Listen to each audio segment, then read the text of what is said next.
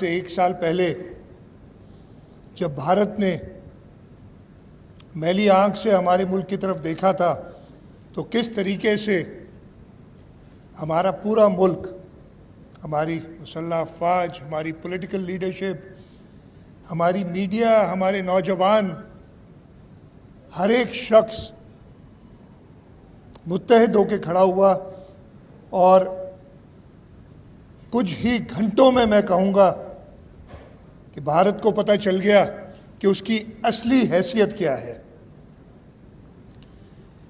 मैं want to thank the diplomatic corps for coming here today and the support that we had from the diplomatic corps during this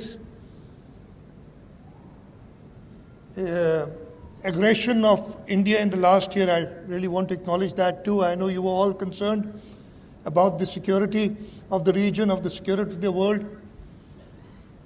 And you joining us here today is an honor for us.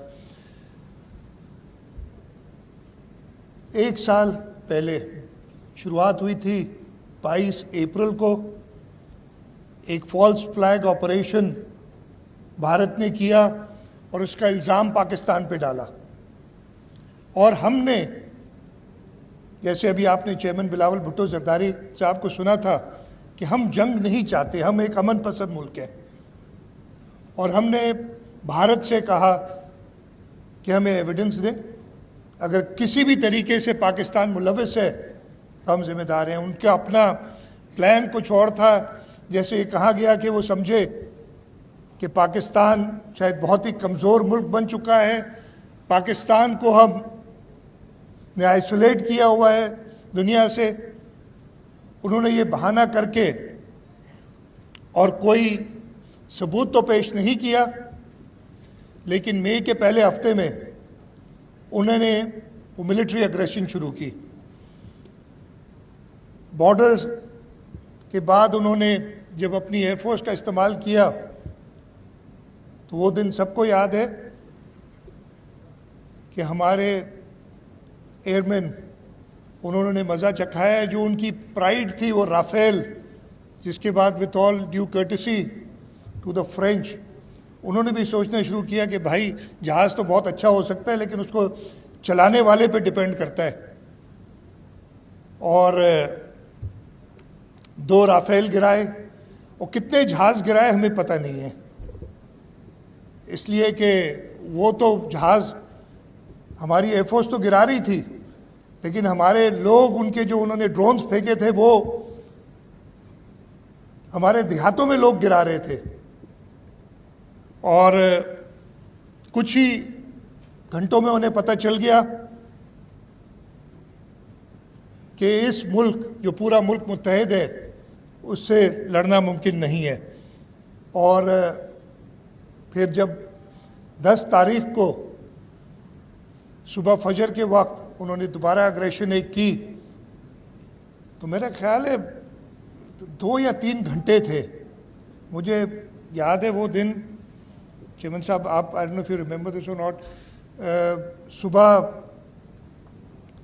फजर पे शुरू हुआ था, 6 बजे मैंने ये उठा था और मुझे पता चला, उठाया गया था, spoke with the corps commander at that time, क्या हो रहा है। आपसे मेरी अराउंड 11:30 या 12 बजे के करीब बात हुई थी और उस वक्त शायद आपको पता था, इसलिए कि आपका एक मैसेज आया था मुझे कि this will and soon. I don't remember the exact message, but वो कहा गया था बिकॉज कुछ घंटों में भारत मुकाबला नहीं कर सका।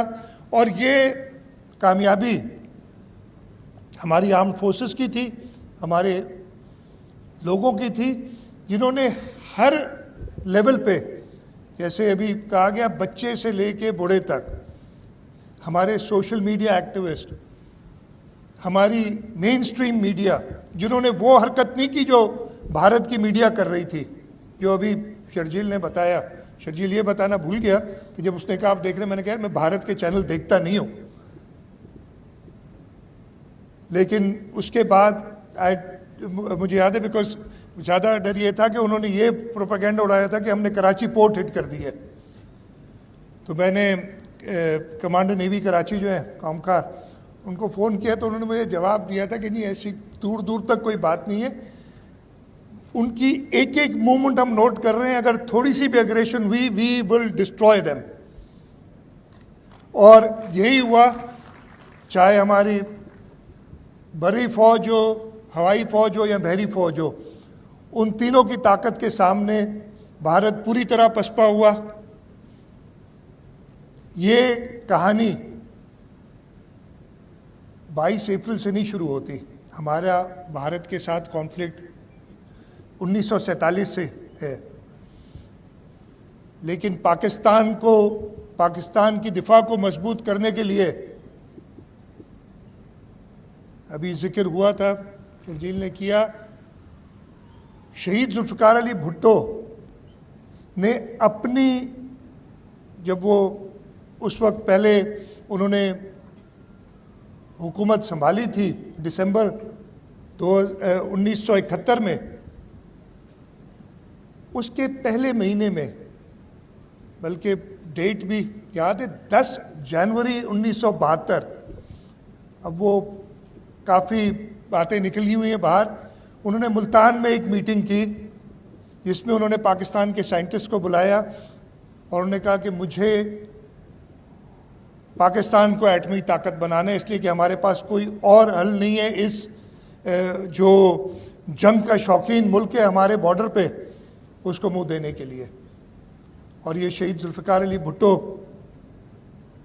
का 10 जनवरी 1972 की वो मीटिंग थी जिसने हमें एटमी ताकत बनाया, जिसकी वजह से हमारा दिफा नाकाबिल तस्खीर हुआ और सक्सेसिव गवर्नमेंट्स ने उस प्रोग्राम को आगे बढ़ाया।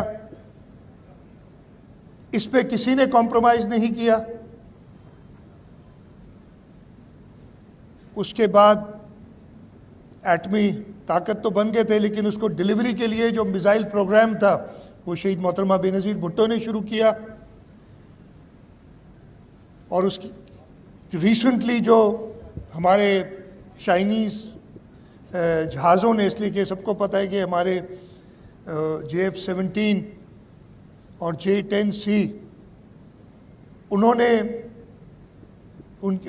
हमारे एयरफोर्स के पायलट्स ने उन्हीं के ज़रिए राफेल गिराए थे।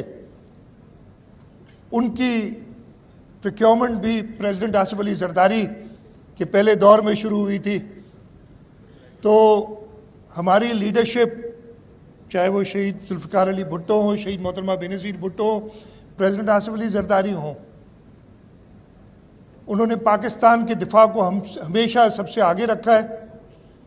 और इस वक्त भी आपने भी देखा है, वो सबने एक्सपीरियंस किया था, जब भारत ने किया उस वक्त, बल्कि उससे भी पहले जब बिलावल भुट्टो जरदारी साहब पाकिस्तान के कम उम्र तरीन फॉरेन मिनिस्टर बने, तो लोग कहते थे कि वहाँ एक पता नहीं है बड़ा पढ़ा लिखा भारत का, कहाँ पे बिलावल साहब उसके सामने बात कर सकेंगे। लेकिन आप सबने देखा कहीं और नहीं, होम ग्राउंड पे जाके डिप्लोमेटिकली जिस तरीके से बिलावल भुट्टो जरदारी साहब ने उनको डिप्लोमेटिकली शिकस्त दी, और फिर जब मार्का हैक्का हुआ उस वक्त मीडिया को, इंटरनेशनल मीडिया को, जिस तरीके से बिलावल भुट्टो जरदारी ने अपनी तरफ माइल किया, पाकिस्तान का पॉइंट ऑफ व्यू दिया और पाकिस्तान का पॉइंट ऑफ व्यू सुरखरू हुआ, तो ये सारी बातें हमारे सामने आती हैं। इंशाअल्लाह ताला पाकिस्तान पीपल्स पार्टी की गवर्नमेंट, सदर आसिफ अली जरदारी, चेयरमैन बिलावल भुट्टो जरदारी,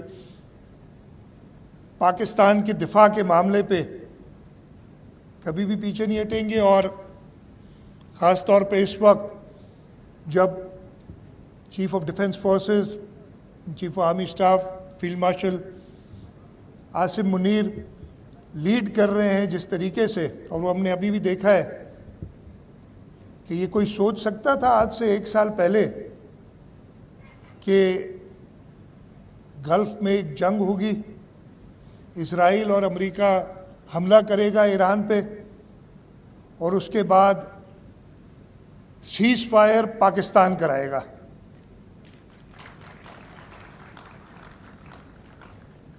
खुद यकीन नहीं होता कि ये हम हैं।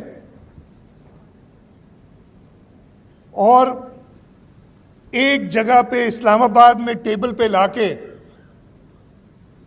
ईरान की सीनियर लीडरशिप और अमेरिका की सीनियर लीडरशिप को बिठाना, ये भी एक मार्के से कम नहीं। तो और ये सारी वजह थी जो मार्का हक में हमारी आर्म फोर्सेस ने, हमारे लोगों ने, हमारी कौम ने दुनिया को मनवाया कि पाकिस्तान वो जगह है जिसको आप इग्नोर नहीं कर सकते। इग्नोर क्या, बल्कि it will be the central place for every solution of conflicts in the world इंशाअल्लाह ताला। तो एक बार फिर मैं आप सबका शुक्रगुजार हूँ कि आप लोगों ने आज हमें इन सेलिब्रेशंस में ज्वाइन किया। इंशाअल्लाह ये सेलिब्रेशंस चलती रहेंगी और 10 तारीख को जो एक्चुअल मार्का हक का डे डिक्लेयर्ड है उसको हम बहुत बेहतर तरीके से पूरे मुल्क में मनाएंगे। और इंशाअल्लाह ताला पाकिस्तान ने जो दुनिया में अपना लोहा मनवाया है, अपनी हैसियत बनवाई है, अल्लाह ताला के फजल से वो और पाकिस्तान मजबूत होगा। और इंशाअल्लाह ताला पाकिस्तान इस दुनिया में अमन लाने के लिए, चाहे वो ईरान में हो, चाहे जो इसराइल की बर्बरियत गाज़ा में और फ़लस्तीन में हो, मुझे पूरा यकीन है कि पाकिस्तान इन सब कॉन्फ्लिक्ट्स को ख़त्म करने के लिए अपना कलीदी किरदार अदा करेगा। और इस दुनिया में, इसलिए कि जैसे हमने कहा एक हम अमन पसंद मुल्क हैं, हम इस दुनिया में अमन लाने में अपना किरदार अदा करेंगे। आप सबका बहुत बहुत शुक्रिया, आप सब इधर आए। पाकिस्तान जिंदाबाद।